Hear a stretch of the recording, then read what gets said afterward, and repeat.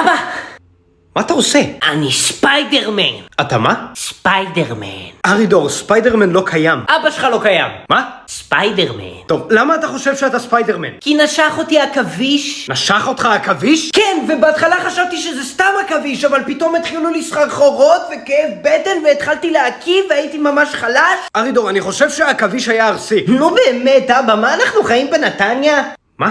אנחנו חיים במזכרת בתיה, אין פה שום דבר ארסי. ארסי, ארידור, עם א', לא אר. רוצה לראות אותי מטפס על קיר? ארידור, אתה לא יכול לטפס על קירות, אתה לא ספיידרמן, אני חושב שאתה ממש חולה אוקיי, זה לא תמיד עובד, אבל תן לי לנסות עוד פעם. ארידור, אתה לא יכול לטפס על כמעט. אוקיי, אני לא יודע אם זה העכביש או אתה, אבל אני בכל זאת מתקשר לרופא. 5 דקות לאחר מכן. הבנתי, תודה, אני עכשיו אומר לו, ארידור, דיברתי עם הרופא. היי אבא. איך הגעת לשם?